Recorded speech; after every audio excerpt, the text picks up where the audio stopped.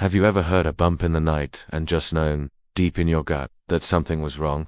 Not just a house settling, or a cat knocking something over, but something else. That's been my life for the past 3 months. I live in a pretty standard single-story ranch house in Central Florida. Nothing special about it.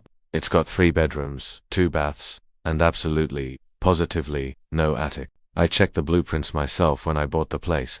It's just a roof, trusses, and then the ceiling of my bedroom. So you can imagine my confusion when I started hearing footsteps. It began subtly, a faint creak here, a soft thud there. I brushed it off.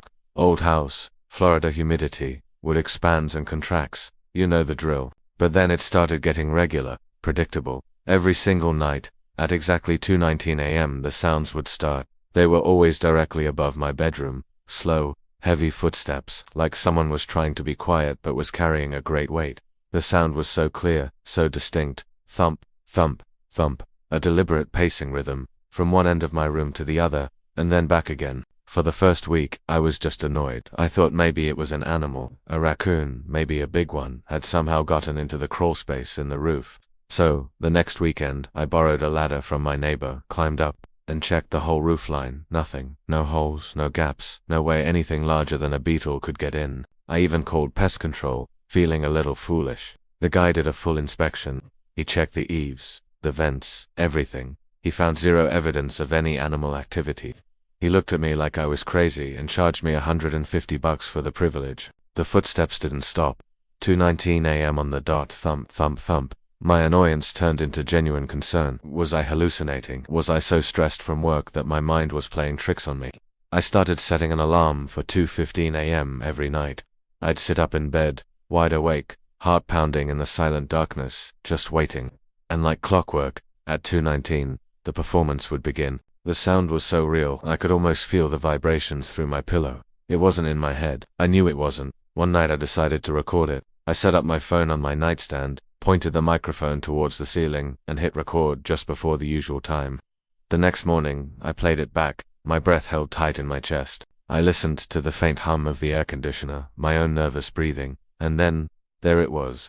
Faint, but unmistakable thump, thump, thump. A cold wave of validation and terror washed over me at the same time. I wasn't crazy. But if I wasn't crazy, then what in the world was happening in my house? The feeling in my home began to change. What was once my sanctuary now felt like a cage I shared with something unseen. I started sleeping with the lights on. I tried leaving the TV on, hoping the noise would drown it out, but it didn't work. The footsteps would cut through any other sound, just as clear, just as heavy. They became the soundtrack to my nightmares. I grew jumpy, irritable. My friends noticed, my work suffered. I felt like I was being haunted by a ghost with a very strict schedule. I spent hours online, searching for explanations, doppelgangers, poltergeists, residual hauntings. I fell down a rabbit hole of paranormal forums and spooky stories, each one making me feel less alone but more terrified. Some people suggested it was a time slip, a moment from the past replaying itself. But this house was built in the 90s. Who would have been pacing above my room, and why? Last night, something shifted. I had reached my breaking point. I was lying in bed, drenched in a cold sweat, listening to the methodical thumping above. I was filled with this strange cocktail of fear and rage. I was tired of being scared in my own home. I was tired of the sleepless nights, the constant anxiety. So, I did something I hadn't dared to do before. I decided to confront it. I sat up, my voice shaking but loud, and I yelled at the ceiling. "Who's up there? What do you want?" The silence that followed was deafening. The footsteps stopped, instantly. For a full minute, there was nothing. No creaks, no thumps. Just the hum of the AC and the frantic beating of my own heart. I thought, maybe that's it. Maybe all I had to do was yell at it. A sense of relief, so powerful it almost made me dizzy, began to settle in.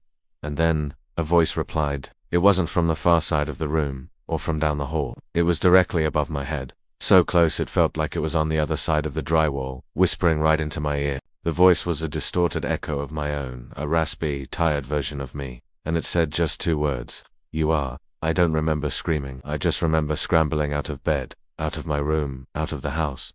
I drove to a 24-hour diner and I've been sitting here ever since. The sun now starting to rise. I haven't been back. I don't know if I can ever go back. What does that even mean? You are, am I the one pacing? Is there another me, trapped in a space that doesn't exist, walking back and forth every night? Or is it something else? something that knows me, that can sound like me. I don't have any answers. All I know is that my house has no attic, but something is living in it, and it sounds just like me. Thank you for listening to my story.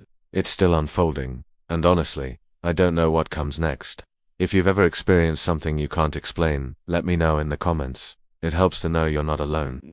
Don't forget to like and subscribe for more strange tales. Stay safe out there.